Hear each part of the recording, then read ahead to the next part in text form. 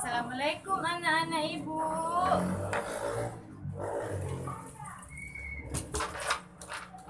Baiklah, sebelum kita memulai pembelajaran kita, ibu absen dulu ya. Astika Siregar hadir, Nurma Tiwi hadir, Tukma Putri Dongoran hadir. Hadir semua ya anak-anak ibu. Sebelum kita memulai pembelajaran kita, sebaiknya kita berdoa dulu ya anak-anak ibu.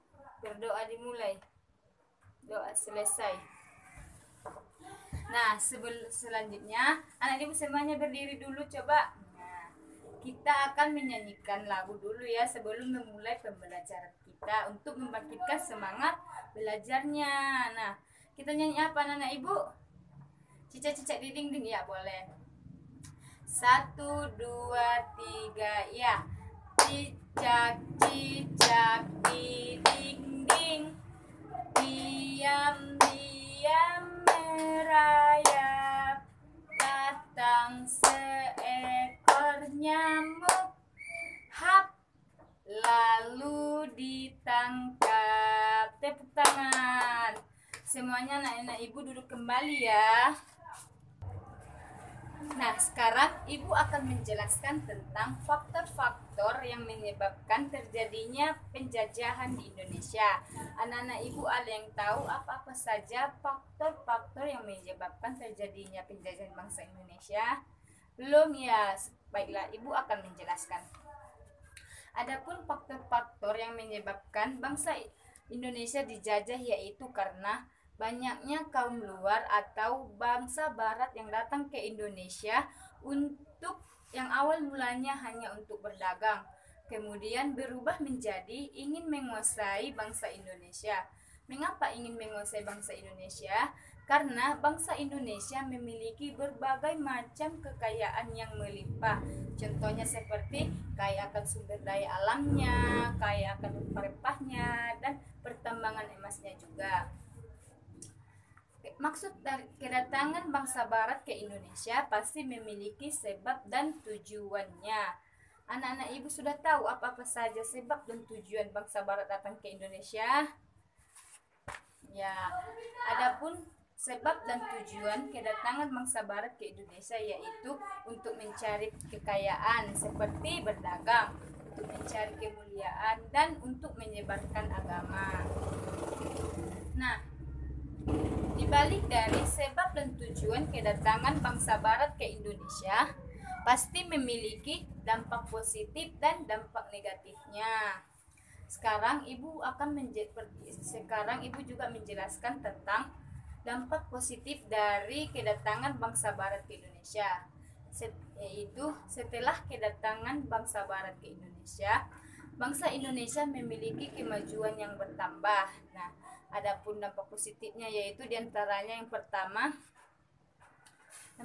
yaitu setelah kedatangan bangsa barat ke Indonesia, banyaknya dibangun pelabuhan-pelabuhan sehingga Indonesia menjadi pusat perdagangan di Asia Tenggara, terutamanya di daerah Malaka. Yang kedua yaitu setelah kedatangan bangsa barat ke Indonesia, banyak dibangun pusat-pusat industri sehingga dapat mengurangi jumlah angka pengangguran di Indonesia.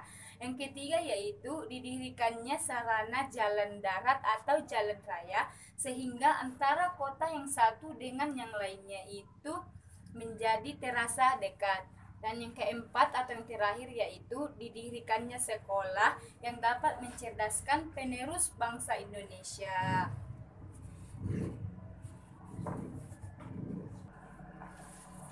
Setelah ibu menjelaskan dampak positif dari kedatangan bangsa barat di Indonesia, ibu akan menjelaskan dampak negatif dari kedatangan bangsa barat di Indonesia.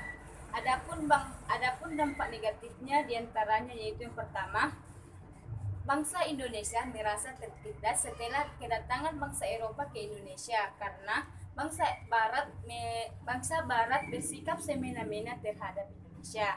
Yang kedua yaitu terjadinya pemberontakan di mana-mana yang mengakibatkan banyak warga Indonesia yang meninggal. Kemudian yang ketiga yaitu bangsa barat mengadu domba bangsa Indonesia, seluruh masyarakat Indonesia. Dan yang terakhir yaitu bangsa Indonesia merasa tidak bebas setelah kedatangan bangsa Barat ke Indonesia. Anak-anak ibu sudah paham apa saja faktor-faktor dari penyebab terjadinya penjajahan di Indonesia, sebab dan tujuannya, dan dampak negatif dari kedatangan bangsa Barat ke Indonesia. Begitu juga dengan dampak positifnya. Sudah paham? Ya, syukurlah. Selanjutnya, setelah anak-anak ibu semuanya paham, coba buka halaman 140. Di situ ada pilihan berganda dan esai. Kerjakan di rumah ya anak-anak ibu, dikumpul minggu depan. Dikerjakannya di rumah ya, bukan di sekolah, karena ini merupakan tugas pekerjaan rumah.